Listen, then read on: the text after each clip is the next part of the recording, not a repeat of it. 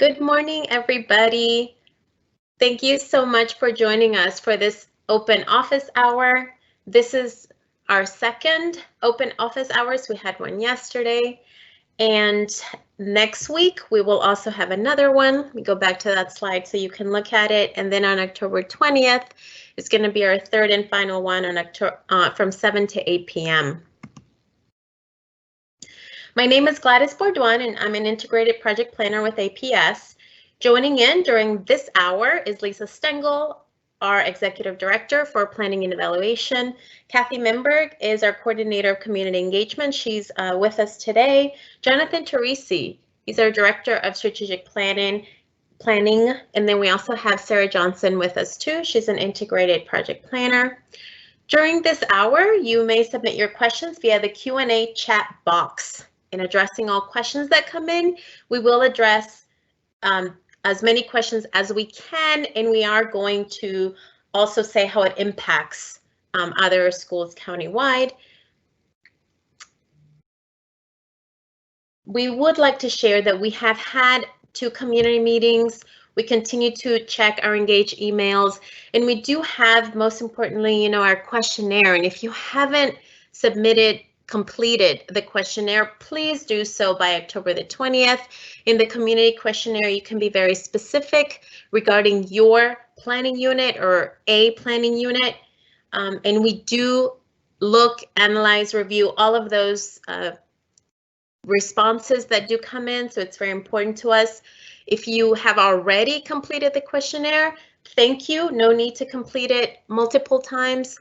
But if you haven't, or if you know neighbors who have not, please let them know that that's going on, and we would love to hear from them. Today, we're going to go over an overview for those of us who are just joining in at this time. And we're also going to let you know some key points that we have heard to date from all of your community input. This is going to be brief, and then the rest of the time we're going to spend on answering your questions. And so now I'm going to go ahead and turn it over to Lisa Stengel. Thank you, Gladys, and good morning, everybody. So this is part of a long-term planning process, and this is really focused on, again, continuing to manage enrollment at the elementary school level. I think it's important to note that our elementary schools are smaller than our bigger schools, and they really align with where our neighborhoods are and where our students live. And as we've grown over the last, decade, what we've seen is we now have students in different places than we used to have. So the 2021 annual update will be completed in February 2021, and this will document the steps that we take to manage enrollment. This boundary process is going to focus on some schools. The schools that are not part of the process, we will address through the annual update, including even immersion, ATS at the McKinley site, all of those questions that we're getting on other schools. So today we really are focusing on the boundary considerations, and the adjustments that we're making this year are guided by the 2019 10-year projections. That is, I know we've had lots of questions, and I'll talk about that in a couple minutes, but we've had questions about enrollment this year and how can we make changes during a pandemic when our enrollment's down, and we'll talk about that. The initial enrollment is down for this year, but it's not expected to affect projections. Our projections look at 3-year trends. If we continue to be in this situation a year from now, 2 years from now, we will see changes in our projections. However, we've had a decade of growth. We expect to continue to see growth, and until we see something different, that is how we need to continue planning, because we've heard from you loud and clear that we need to have seats for our students. The boundary proposals, this boundary process really has 3 different points in time and 3 proposals. So October 5th, we shared our proposal, and that's what we're discussing today. We've been gathering your input to help us shape what we bring back on November 5th as a superintendent's recommended elementary school boundaries. On December 3rd, the school board will adopt its boundaries, and I suspect if it's similar to previous processes, it could have some additional adjustments from what is in the November 5th proposal. Next slide, please. So again, the schools that are in this process include Arlington Science Focus, Ashland, Glebe, Long Branch, McKinley, Taylor, and Tuckahoe. We will not bring any additional schools into this process. We're trying to be very cautious and make sure any planning units that are reassigned to a new school or to a different school or to a moving school in this process will not be impacted in the next 5 years. If you've been watching, we've been really careful to avoid the schools that were impacted by the 2018 boundary process and those planning units that were reassigned for the 2019-20 school year. We're trying to do the same thing for your families. So we are not expanding our scope where we have more questions about future planning and sort of the needs of the system as a whole. So for all the other schools that are listed here, again, that annual update and for the option schools, the annual update will answer a lot of those questions. Once we have the projections, and we'll have preliminary projections with the boundaries adopted on December 3rd, towards the end of December, we sit down with the principal groups and with our departments to plan for adding relocatables, for whether or not we need to move a program within a school to make space, which we've done over time in other schools. We will continue our long-term planning and sort of look through what are the priorities coming from our instructional leaders and our departments as we look towards how do we provide seats on the western end of Columbia Pike. And potentially how soon can we do another boundary process? I think I mentioned yesterday, we've looked at room use and we have some concerns that the capacity at Drew may be higher than we understand today. And before we make a boundary change, we want to make sure we clearly understand that and we don't move more kids into a school and put them over capacity. Next slide, please. So again, on this, there are multiple community engagement opportunities. Everything that we've done to date is online, and Gladys shared those resources earlier. We're seeking input on, first, your planning unit. Is there something that we've done in there? We understand that families don't want to move, but is there something there that we don't understand? Are you really an outlier in some way and we need to make an adjustment for your planning unit because we've got you at the wrong place? We actually very late in the process identified a planning unit that's an island from Long Branch that is in this proposal as well. So help us identify those outliers. We're hearing from every family similar things about the stress on their students moving. Our schools are preparing for students and social emotional learning is front and center in everybody's work right now. So our staff will be ready for your students when they come. We are going to use what you're giving us now. And through this, I think our engagement closes on the 20th, and we will be bringing that to the school board work session. They will get all of those inputs from the questionnaire. They'll get the inputs that are coming from Engage, and they'll get our take on what those are. And in a moment, I'll begin to share what we're hearing from those. And then that will ask the school board to help us think through what they want to see in the superintendent's recommendation and how that plays out when we bring it back on November 5th. Next slide, Gladys. Again, these are the timelines, so that work session, and that will be important to watch, is on October 29th. And here are the dates. There's a public hearing on December 1st. If you really don't like what you see in the superintendent's boundary proposal, or we miss something there, you have an opportunity at the public hearing or through the other venues of emailing at that point the school board and Engage to let us know what your concerns are, and the school board will adopt the boundaries on December 3rd.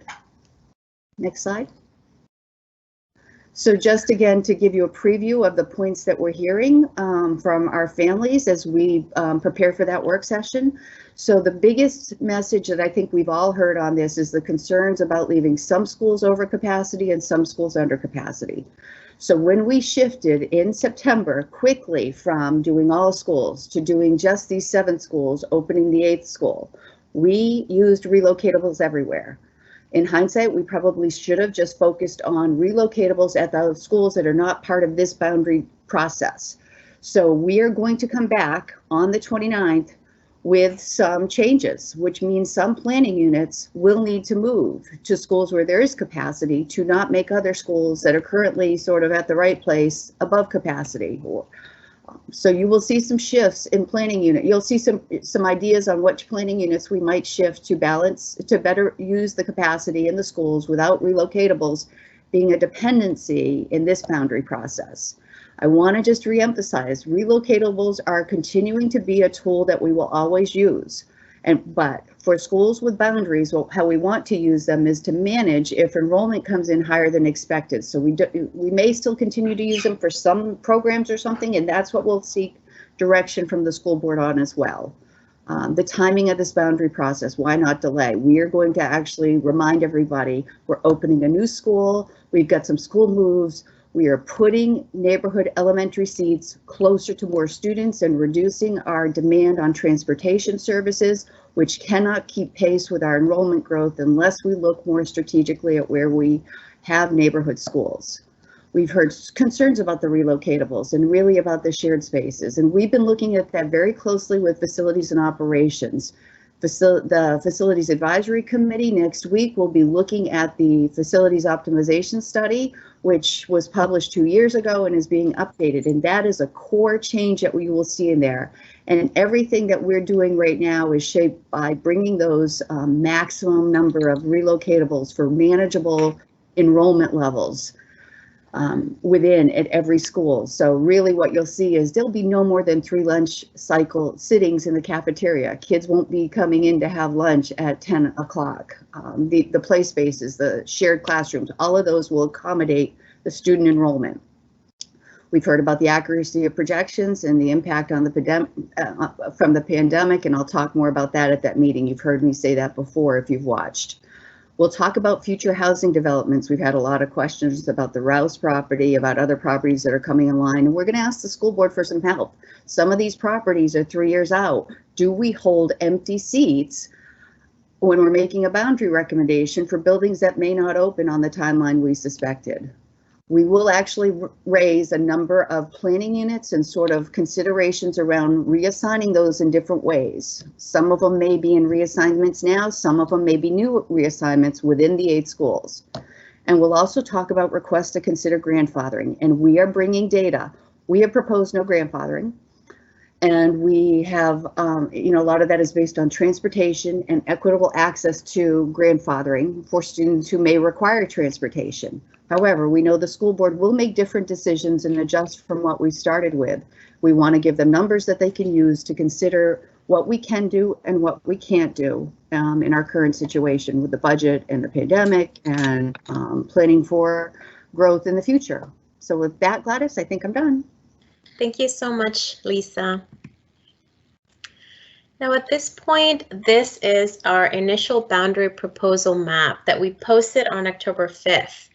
And the next map that we're going to have is going to be the superintendent's proposal in November.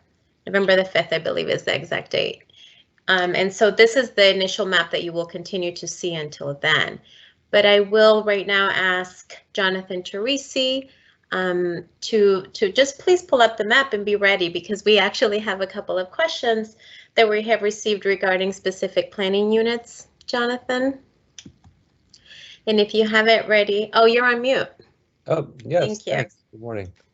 Good morning. I'm going to send you live. And once I send you live, if you wanted to pull up the map, just have it ready. I'll be able to also share your screen live. And I think I'm going to go to the first question, and it's on specific planning units. Okay. Just let me know when you're ready. I'm ready. Okay. So when you pull up the map, let me know. Oh, there you go, because I can see it on my computer. There we go. Should we maybe take a minute just to walk folks through in case there's some new folks join us today around the changes? Just give everyone a quick maybe overview. That's an excellent idea. Okay. So in our initial proposal, and I'll start up in the top left here. Can you see my cursor, Gladys, when I move it on the screen? No, okay. Yeah, I mean, I can see your entire, okay. Yes, I can see it. Excellent. So our initial proposal, we have these 3 planning units that are currently assigned to Tuckahoe. These planning units are either currently in the walk zone for the Reed site or under consideration for inclusion at the Reed site. So we have in our initial proposal proposed that these 3 units go to the new elementary at the Reed site. That's around 127 students here in those units. Looking to the east, 16090, that's a current planning unit that is currently zoned for the Glebe Elementary. That is potentially in the walk zone. It's under consideration for walk zone at the Reed site. So that is something we're looking at as well as possible inclusion at the Reed site as the walk zone information becomes more solidified. Down on the south here, we have 3 planning units that are currently attend McKinley. Under our initial proposal, we do have them assigned to Glebe. But again, we are hearing the concerns about capacity at Glebe. So as we look at the range of options and possibilities, we are looking at different options for these planning units, including remaining at the Reed site. And down in the southern ring here, we have 4 planning units that are currently zoned for McKinley that we have proposed for inclusion at Ashland. And one of the main reasons why some of the current McKinley units are proposed for reassignment to Glebe or Ashland is that the Reed site cannot accommodate all of the current McKinley students. There are over 780 current students at McKinley. The Reed site cannot accommodate all of those students. In addition, with the school move, the walk zone here at the Reed site also includes a number of students who are in the walk zone. So that was all part of our initial proposal. But again, we've heard concerns about capacity at Glebe and Ashland, and we are looking at options that we will seek input from the school board on and present to the community next week. Moving to east, over to the eastern end of Ashland, there are 3 planning units we have proposed for inclusion to Arlington Science Focus, the 23220, and the adjacent units to Arlington Science Focus. There are 6 planning units that currently attend Taylor. They are in the walk zone for Arlington Science Focus. So we have proposed that these 6 planning units, half of them are in the walk zone and the other 3 are right next to the walk zone. So we have proposed those for inclusion at Arlington Science Focus School. And then over to the east at the new elementary at the Key site, we have 15 planning units that currently attend Arlington Science Focus that we have proposed for inclusion at the new elementary at Key. Over half of these students live in the walk zone for the new elementary at the Key site, and for the students in the far eastern end in Roslyn, this will be a much shorter bus ride for them to the Key site than to Arlington Science Focus. Again, Arlington Science Focus is currently a school outside of its boundaries. They're at 140 to 50% capacity and have 10 relocatables. So this bringing the new elementary online really provides some critical capacity relief and increases the amount of walkers significantly by hundreds of students in this region. So that is kind of a brief overview of our initial proposal and kind of the visual to accompany it. And we can move to any questions. Sure, Jonathan, we do have specific questions regarding planning unit reassignments, and I can say that this is input that we have already received, so thank you so much for that. And please watch the work session, because we are going to make refinements, and the refinements are informed by your input. But the first question is for planning unit 16130. It says to please reconsider moving that planning unit to Reed rather than Tuckahoe. One of the things that we hear says our planning unit is walkable. We do want to state that it is Kristen Haldeman, our Director of Multimodal Transportation, that provides us with which units are in the actual walk zone that she approves. And she has a whole process on which planning units are walkable. And what that means is that we don't, when a school is in when a planning unit is in a walk zone, we don't provide bus transportation for that. So her considerations around safety, the streets that elementary students cross, etc. So I understand that some people that are not in the walk zone may walk. However, there is a process for those walkable units, which are not, she's not going to make those adjustments during a boundary process. But it says that we were initially considered for planning unit 16130. We would like to have you please look at resending us to Reed. Oh, it's the same one. So we have heard a lot of that, Jonathan. Yeah, and it's not. I think the one piece that we've learned from Kristen is that it's not just about the distance, about being kind of within 1 mile of the school. It's about sidewalks. It's about traffic, the road itself that it may sit on, crossing guards. Is a whole host of, I know, considerations that Kristen Haldeman has to consider when she looks at planning units for inclusion into the walk zone. We are aware of this. We have heard this. We will continue to consult with Kristen and get her input on this particular planning unit for that. But I know it's beyond just the distance. There are a whole host of considerations around safety that she has to take into account in her work.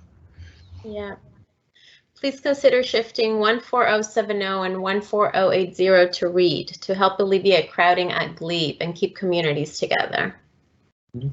Yeah, that is one of the considerations that we'll be outlining for the board as a possibility. We'll have a range of options to share with the board. We have heard frequently from members of the community who live here and with concerns about capacity at Glebe. So this is definitely a range of one of the options we are considering and we'll be sharing with the board for their input. Yeah. Now, one of the things for planning units 24030 and 24031 at Arlington, 24030 and 24031, I'm not looking at a map, but I do believe those are in Keys now going to the new school, proposed to go into the new school at Key. Reassignments of these units to Key is a concern because they're part of the Lion Village. I do have to note, I think one of those units is exactly where Key is located.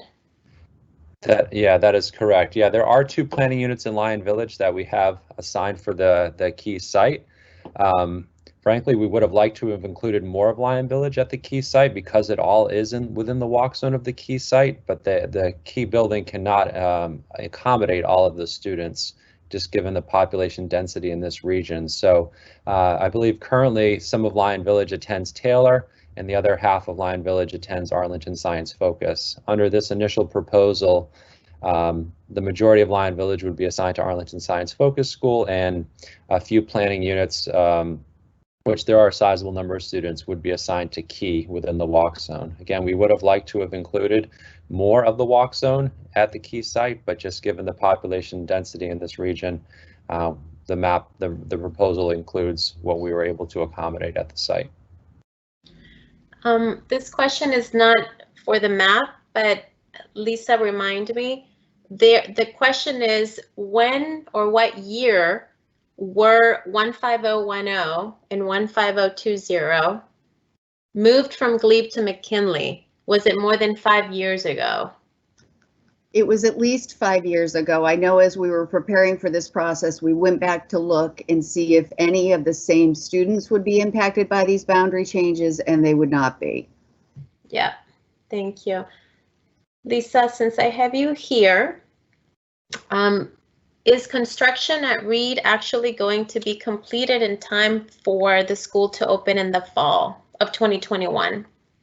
Reed is on schedule to open. I plan on walking to it today to see the status of it, but from all I am hearing, it is going. They're working over the weekends and they're working nonstop to get it done. And how are we accounting for the decline in enrollment this school year? So let me go into this. This is going to take a couple minutes, but again, it's about our projections. So we just got September 30th enrollment. We are beginning to do the projections this year based on the September 30, to incorporate September 30 enrollment in our projections. We believe this year is an anomaly and it will not really impact our projections until we see multiple years of this and we see a trend. 1 year does not change our trajectory unless we, didn't have any students, and we still have a lot of students. We still have more than we had a decade ago. We're still up 10,000 students. Our projections from 2019 that are based on September 2019 10-year enrollment follow our trends and follow the enrollment we've seen over time, and they were pre-pandemic. We believe right now, based on what we know and based on the housing projects we see continue to be in play, that we need to base our decisions on what we know, what is solid, and those trends that are there. By including this year's, we could make some really bad decisions, because what we've seen is several of our schools, particularly in North Arlington, have had a number of kids leave for private schools. Will they continue there next year? Maybe. That actually would make some of these decisions here. We're seeing declining enrollment already in Northwest Arlington. As we look over the 10-year projections of all of our schools, this is an area where we continue to see those trends go down in the long range. I would probably put a little note here. When we're looking and planning for elementary school, we need to be careful to only look about 5 years out, because once we go beyond 5 years, those kindergartners are not yet born. A lot of our stuff is based on assumptions for those future kindergarten students, women of childbearing age who live in Arlington, trends for births in Arlington. And we've seen those numbers last year. If you saw the 2019 projections and you paid attention, because our birth rates have been going down in Arlington, we had a significant decline in that future estimated kindergarten rate. So we need to watch that really closely and make sure we're looking more shorter term with our elementary. We know once those students are in elementary school, we know sort of our patterns of how they fill out at the secondary level. Gladys, did I answer that okay? Yes. Yes, thank you. People, that was the next question. It was based around projections and how projections show a decline in Northwest Arlington. Let's see, my last question to you, and we have addressed this, Lisa, but we continue to get the question, so I'm not sure what else we can say. Why is APS going forward with a boundary process at this time? Actually, I wanted to provide some context that I shared this week with our team that we need to work into our messages for the work session. So in 2014, we opened an addition at Ashlawn. In 2015, we opened Discovery Elementary School. In 2017, we opened an addition at McKinley, and in 2021, next fall, we are opening the new elementary school at the Reed site. At the same time, we've just opened Fleet in the South Arlington area. Our capacity and enrollment growth is really in different places than where we've been able to add schools. As we began to prepare for this process 2 summers ago, and we looked at where students live and where we were adding capacity, we realized that we needed to step back and really consider where our students live and how we best serve them. We know that we've continued to hear transportation is a challenge, and if we don't sort of step back and look at where our students live and make some decisions about our schools, that we're really going to make some transportation demands that were prohibitive. We already have troubles with getting buses to schools on time. As many people know, buses take 3 runs, and by that 3rd run, they're often late. Some kids are missing breakfast. Some kids are arriving after instruction has started. We need to take some of the pressure off those demands. We are in a community that is not so big, but the transportation getting from place to place can jam things up. We need to be smart about how we locate our neighborhood schools, similar to the smart growth in the county. We have Arlington Science Focus, a neighborhood school outside of its boundary. So every student in the boundary must take a bus or is eligible for a bus to that school. I believe when I was looking at this a year ago, it's 14 buses. You know, so as we start thinking about the number of kids who are taking buses to their neighborhood schools, part of the moves followed by these boundary adjustments will relieve that pressure. We are turning lots of bus riders to walkers. I do want to acknowledge we are changing Madison Manor walkers to bus riders. However, everybody who lives around Westover currently takes a bus to multiple elementary schools in different directions. There is more density of students in the Reed site. So by doing this, yes, we do make some current walkers bus riders, but we also increase the overall total number of walkers. Again, reducing our demands on capacity, on the transportation. The other piece that we've been able to do by also looking at these sites is to reduce the bus ride times. Right now, again, not times, distances. I want to be careful about saying times because we know that traffic has an impact on that. But every student who rides the bus, our distances have been shortened with these moves and with now the boundary changes on top of them. So what we're trying to do is make neighborhood schools closer to the students they serve within the boundaries and really preparing ourselves for continued growth in different parts of the county. We're looking long term. We know Oak Ridge in that area is going to need some additional piece. Our next most pressing need is on that western end of Columbia Pike. Thank you. Thank you so much, Lisa, for that. Jonathan, and we will add that FAQ. You're absolutely right. So this goes back, and I think you can address this. I think this is what this question relates to, but maybe we can just give them more information on this, about this particular walk zone. It says that although in the last presentation it was stated that walk zones are determined after the boundary adjustment, I would suspect that 14101 and 14101, it's the same planning unit here. I don't know if they meant to type another one, but I have 1401 and 1401 being proposed to move to Ashlawn would be in the Ashlawn walk zone. Has there been a review of that? Yeah, I can speak to that, and I'm going to project the map just so everyone can see what we're referring to. So we are referring to the question was in pertaining to these two planning units, 14100 and 101. So what we learned, and we'll be transparent with this, back in 2018 there was a walk zone review completed. Planning unit 14100 was found to be within the walk zone of Ashlawn during that 2018 planning unit review. With our computer system, it was not reflected when we were building the map that this was in the walk zone. We had already proposed this for inclusion into Ashlawn without that information. But yes, this planning unit is within the walk zone for Ashlawn, which I think further supports, our initial proposal for inclusion into Ashlawn. And that was done back in the 2018 walk zone review. So during our initial assignment, these three planning units that sit below Route 66, we have included in our initial proposal for Ashlawn, but just one of the planning units was found to be within the walk zone during that 2018 review. The other, in the 2018 review, the other units that were found is up here north of Tuckahoe. These three planning units were found to be within the walk zone of Tuckahoe in the 2018 review. But again, Nottingham is not part of this boundary process. They have the capacity to accommodate all of their current students. And so in our initial proposal, they were not recommended for reassignment. But down in this Ashlawn region, we are, and they are within one of the units is within the walk zone. So, okay. Great, thank you. So I do want to note that we have heard in our when we began with the initial proposal on the initial proposal itself,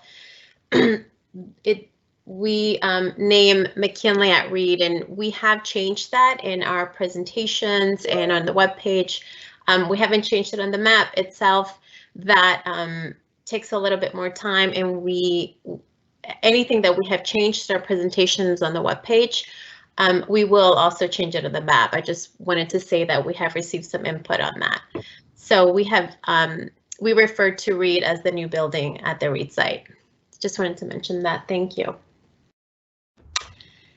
And just give me 1 second. I'm actually going through some questions here.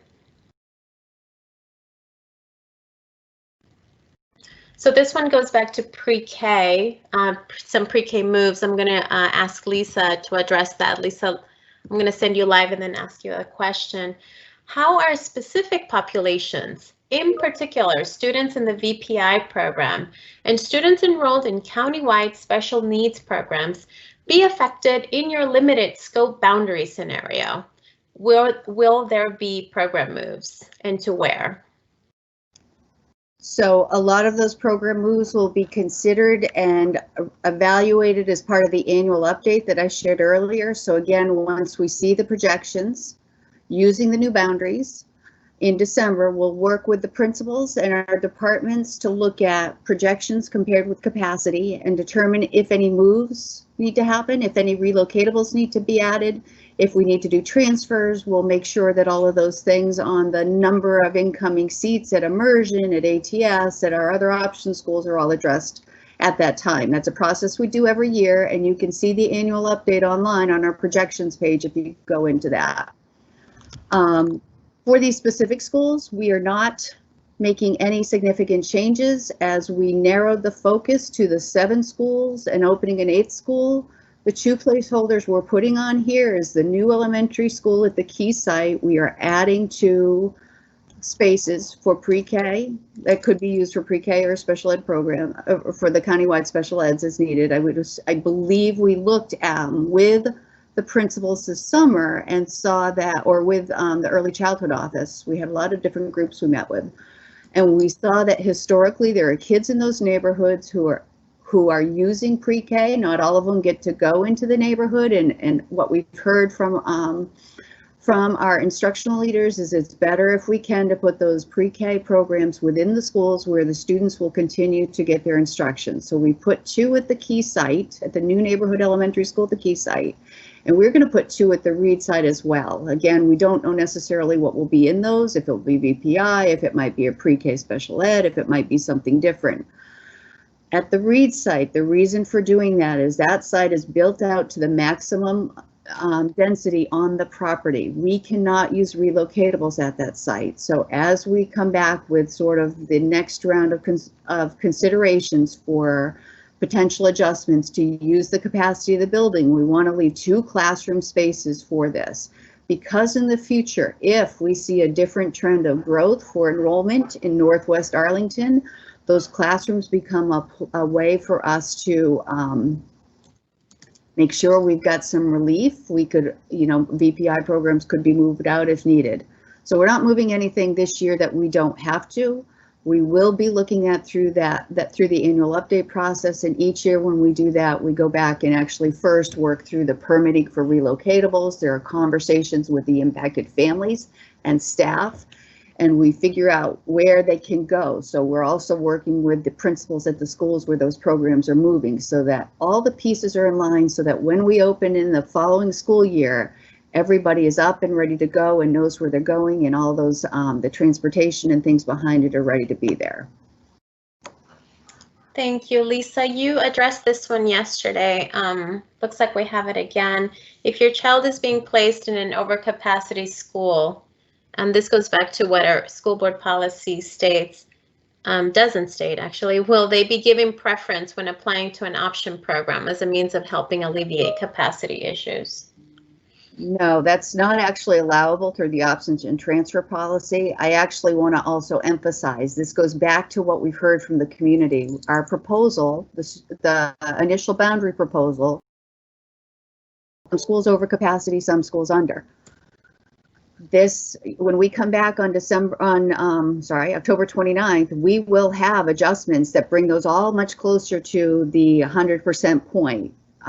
Planning units with students don't come in small even packages, so it may be a little bit over 100, maybe slightly under 100, may rely on relocatables for some future students and new development. We will come back and talk about those, but we don't expect to see any school over capacity in the way that people are reading from our initial proposal. So that issue will not be when we go forward. But again, that's not allowable through the options and transfer policy. Thank you.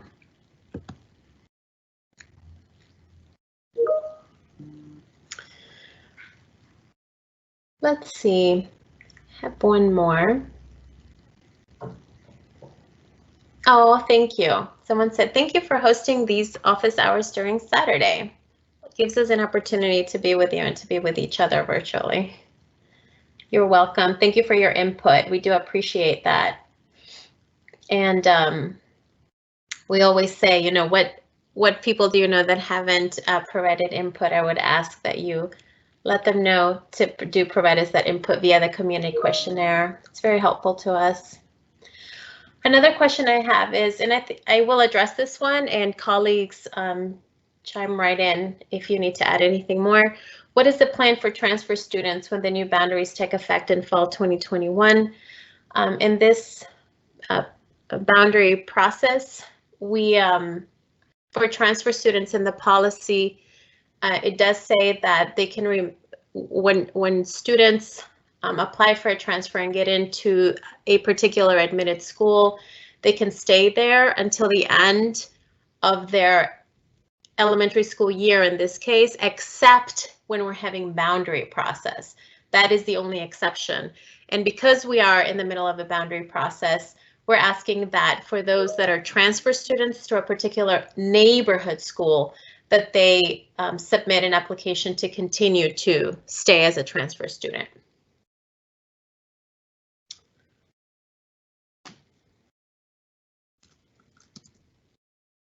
Thank you for bearing with me as I go through some of these questions.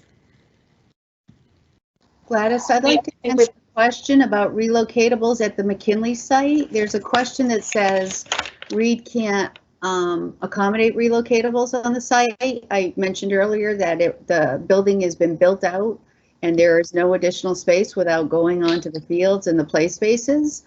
Somebody asked that we said the same thing about McKinley, that we can't hold relocatables there. At McKinley, I believe I saw in the draft facilities optimization study, and again, the FAC is looking at that this week. It had intended to be done this summer. However, with the pandemic and planning for social distancing within the classrooms, that report has not been finished, but FAC will be looking at it on next week. And really the change from the last published facility optimization study is reducing the number of relocatables to ensure that programming within the school can be managed, again, within the 3 lunches and the common use by all students of those more public spaces, the library, the cafeteria, the play spaces, the art spaces, all of those. So, but I do believe that when I reviewed the draft, that McKinley can manage an additional enrollment with relocatables on the site. In fact, we've seen that happen. I don't know if it is to the level that it was at some point. I believe McKinley's enrollment was above 800 at some point, and that might be the tipping point. I think as we look at elementary schools, we don't want any school getting to that 800 level if we can avoid it. But that will be guided by the work of the facilities optimization study, and McKinley does have the space for it, and it has it. If you look at the site today, I believe those relocatables are still at the bottom of where the old baseball field used to be. Thank you, Lisa. Lisa, this question goes back to providing, or the possibility of providing neighborhood transfers. Good morning. If a planning unit is assigned to an overcapacity school, can we elect to walk or drive our students to another neighborhood school that is under capacity? You know, we're going to have to, let me make sure. Is my mic off? Okay. No, you're good. Okay. We're going to have to be really careful on that because we really need to address schools like Abingdon and those that are not being addressed by the boundary process. So we will look at that within the annual update. I believe what we'll end up doing is something that we looked into last year, we haven't done, or 2 years ago, we haven't done it yet, but providing targeted transfers. As I mentioned, we have some concerns about the capacity at Drew, so we didn't want to draw boundaries this year, but we believe there is some capacity, and at some point, Drew will be part of the solution for some of the students at Abingdon, and so we're hoping that targeted transfers, really allowing some Abingdon students to go to Drew now, and then in the future, some boundary refinements will be a decision. Otherwise, I don't know if what we'll be offering. Yeah, thank you. No, yeah, a lot of these, like you said, please, folks, watch out for the annual update. And that's going to be around January, Lisa, the annual update? Because of the timeline for the projections this year, so the projections usually come out in December. However, we have to use the December 3rd boundaries to update the elementary projections. And then we start to review them with principals as we still sort of go through all of our data pieces. So the projections will be published in January. The annual update will be published probably by the end of February. However, there will be decisions coming out of that work prior to the publication. The publication documents all the work, but those conversations at each individual school may begin earlier. Some of them could begin in December, some of them could begin in January. So the annual update will be published in February. And last year we had a work session. I'm not sure if we'll continue to have a work session. This is a tool that we added when the options and transfer policy changed. All of these things used to happen, but it wasn't documented someplace. So the annual update is just sort of a clearinghouse that shows how we're making these decisions, the tools we have, and as we add new tools to our toolbox, what those are so everybody can understand what those are. So I encourage you, if you have some questions about that, you can see that in there. But, you know, just for example, in December, when we meet with the group, we'll be saying, okay, how many option school entry level seats can we add? We fill those seats to the max at the option school. So if we offer 3 classrooms, 3 times that maximum class size will be the maximum number for the lottery. That information will be shared at Kindergarten Information Night in January. So those are the sorts of things that we do in looking at those numbers. We look to see at the option schools, are we sort of keeping in balance with the new seats coming online? And I do think this year, one of the things we're going to be looking at is we're opening new capacity. Everybody, you know, we're hoping to find breathing room wherever we can. Thank you, Lisa. That was excellent, just for people to have that time frame. And you explained it in depth, so thank you. I'm going to address this question, which actually, oops, oh, there I am, which actually addresses what we're going to talk about at the work session and what we're going to bring to the school board based on the input that we have received thus far. And a lot of the input that we have received is, you know, how we're using the building capacity at each one of the 7 schools. So when we come to the school board, we are going to make refinements that better utilizes the capacity at the schools. This particular question goes to, how is the overcapacity starting at 104% as proposed and faster growth of the footprint to Key School be managed over time?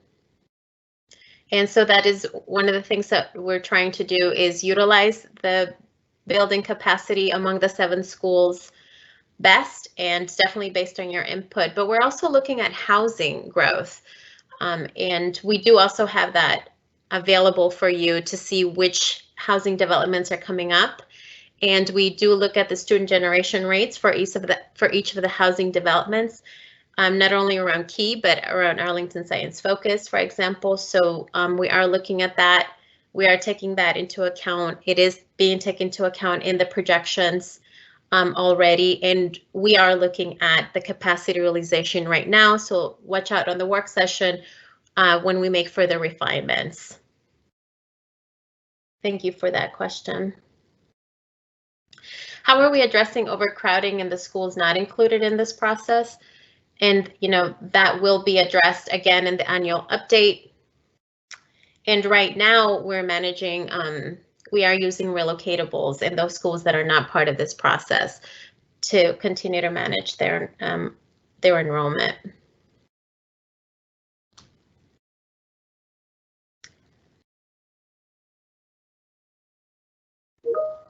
Oh, this one. I think I'm going to ask Lisa again. Lisa, are you drinking water? I'm putting you up a lot. Thank you. This one goes back to Immersion Feeders, because Key Immersion is moving closer to Claremont. Will this boundary process include new feeders for the immersion schools, and when will that decision be made? So that decision will be shared, will be part of the annual update. We are preparing that information right now to see what is feasible transportation wise, what also can be explained clearly to families, you know, through Kindergarten Information Night and all of our resources.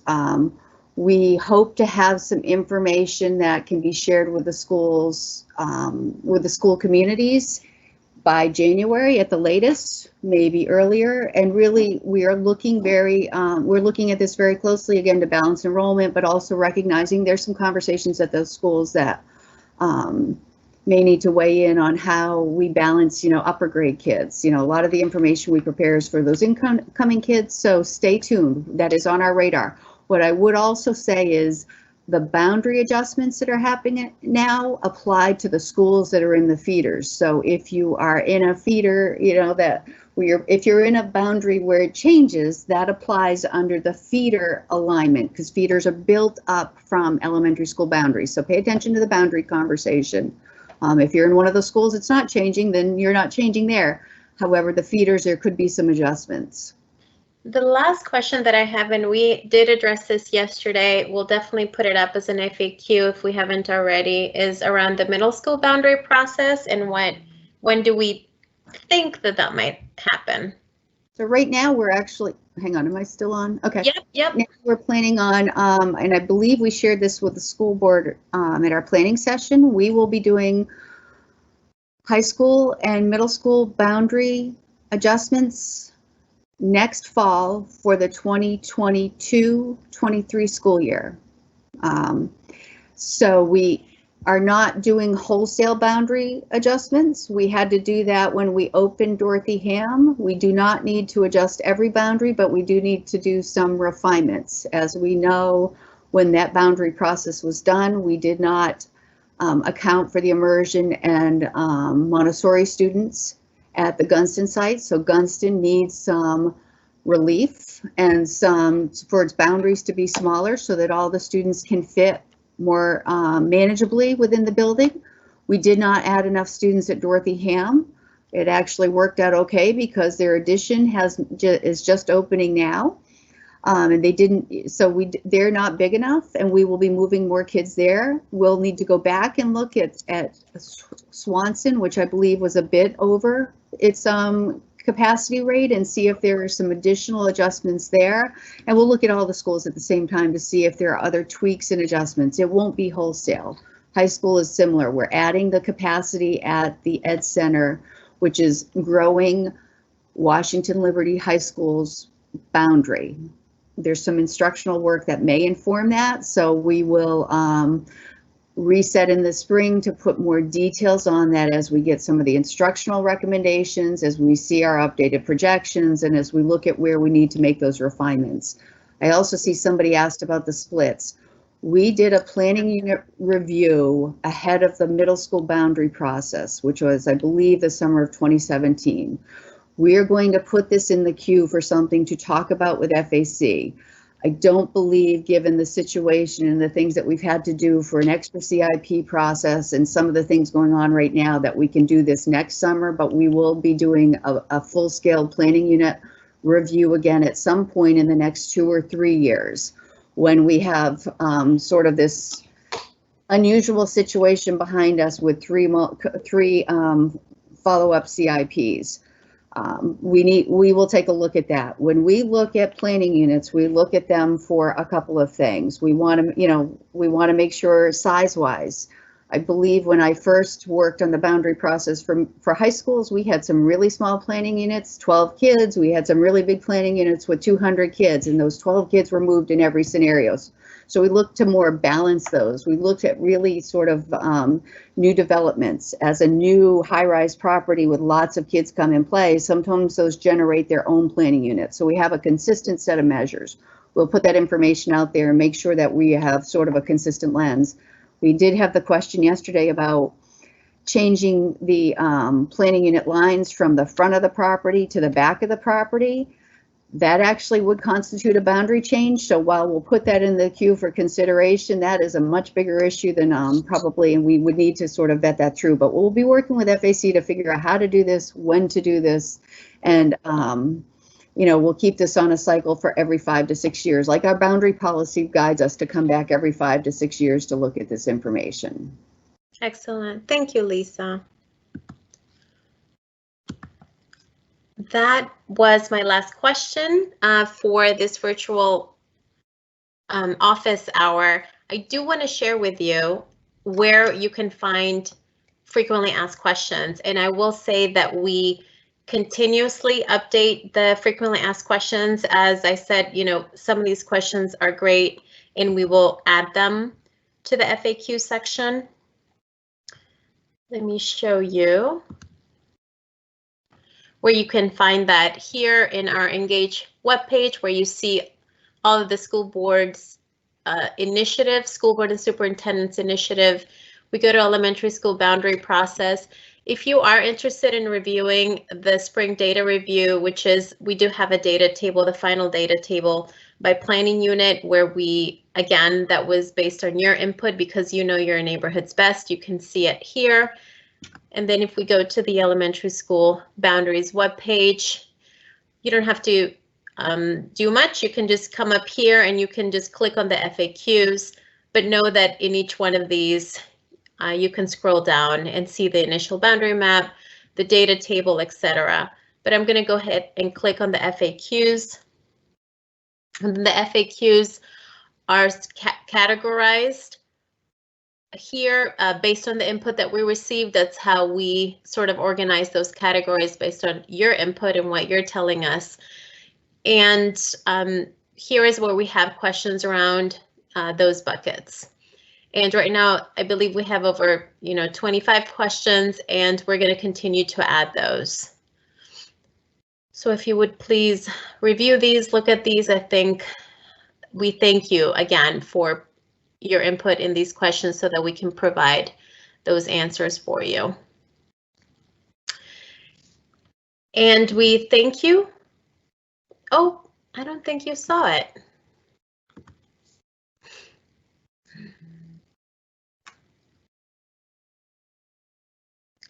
Since I already went through all of that, I'm just going to show you where it is again. Current initiatives.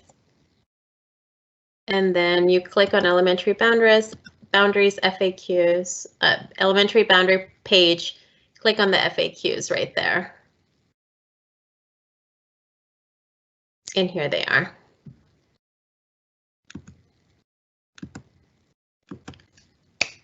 We thank you. We thank you so much for being with us on this Saturday morning.